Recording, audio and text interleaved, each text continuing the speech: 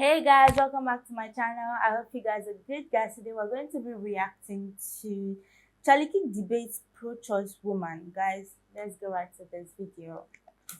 Thank you so much for coming out here and for facing disagreements first, I guess. I really appreciate it. All right, I had another question coming up here, but the bait is there and I have to take it. Okay.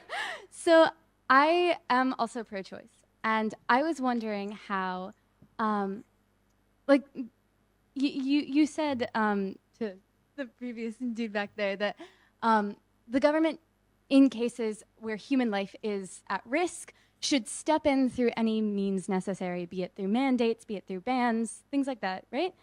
Again, that was a hypothetical answer. Let me clarify it. I think the Please, government has yeah. a moral obligation to protect innocent life when confronted with the question of someone intervening to end that life. All right. So if a police officer is standing idly by and he sees someone on the side of the street and someone is going by to about to kill them, the police officer, being an agent of the government, has a moral right to intervene. I'm sorry, I do have to take a little bit of a caveat here. So the behavior of the police officers in the Uvalde shooting was disgusting. Oh, I totally agree. Do you believe? Okay, Yeah, sweet. but guess what? I'm consistent. The cowardice that happened at Uvalde is the cowardice we allow to happen when there's 1 million abortions in our country every single year. All right, okay. Which is standing idly by when children unspeakably get massacred. I don't know. I think there's a bit of a difference. And the analogy that I usually use, or the question that I usually ask pro-life people, is do you believe that the government should mandate organ donation, even in cases of things like donating your kidney? Or right now we have a policy where even after death, if you have religious things where you have to. Oh. Sorry, that's not me. That's not you. No. Where your whole body has to be intact in order for burial rites and things like that to happen. We say that you shouldn't have to donate your organs, but the pro-life case seems to extend to the idea that even people who are living should have to give up their kidneys to people in hospitals, maybe, who need kidneys. Well, I don't quite see it that way. Okay. But what makes a uterus different? Well, first of all, again, in 99.67% of the cases, the woman made a choice that could potentially. And what about those 0.4%? What do you think should happen then? Oh, I think the baby should be delivered, of course, because I'll give you an example. Let me just prove it to you. If I had 2 ultrasounds, and one of them was a baby conceived in rape, and one was a baby conceived in consensual sex. Well, of course. Which one is it? They look the same. I do. But you can't tell because they're both human beings. Oh. And in Western morality, of which I'm defending tonight, doing something wrong after something evil is never the right thing. So do you think that government should mandate organ donations? No, and I think it's a false equivalency. For more reasons than one, for a lot of different reasons. By the question of, do I think the government should come in and protect innocent life from being slaughtered? Of course I do. Yes. And that's the answer. So, I mean, when it comes to mandating organ donations, I don't even see how that's applicable to the question.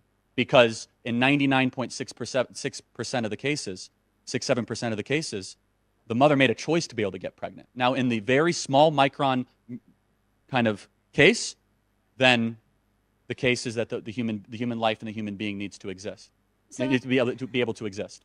All right, I'm going to argue that different forms of birth control have different forms of effectiveness, and someone could be potentially on birth control using those control methods, and it fails. Is that just a risk that someone? Yeah. So I'm going to say something. This is how far our morality has gone. We need to teach kids to save themselves for marriage, and a lot of these problems wouldn't be having. And if you do decide to engage in consensual marriage sex before marriage, and you get pregnant, that's the cost of the game. All right. Okay. Thank you for being here. Appreciate it. So guys, I am going to talk just about the ending. We've all heard what Charlie had to say about that, and honestly, I feel like, yeah, if you see the government, when it comes to the government, if someone is trying to kill someone and there's a police officer nearby, of course he has the right to step in, because especially that is their job. Yes, that's their job. And as an agent of the government, it's right for you to step in. And as you all know, I do not side with abortion because I feel abortion is murder, and that's just it for me. I really feel so.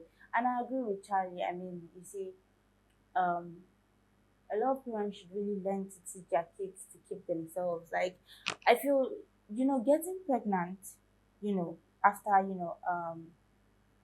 giving your consent to sex, getting pregnant is the cost you have to bear for your actions.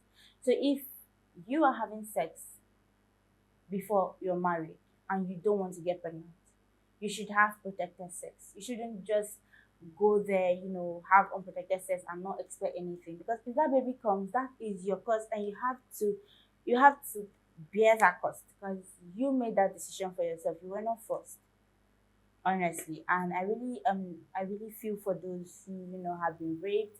I mean, I have heard a lot of stories. I have also seen someone who was raped. I think a friend back from school.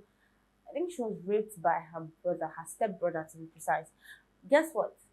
She didn't abort the baby. She kept that baby, and she eventually had to drop out of school because of that.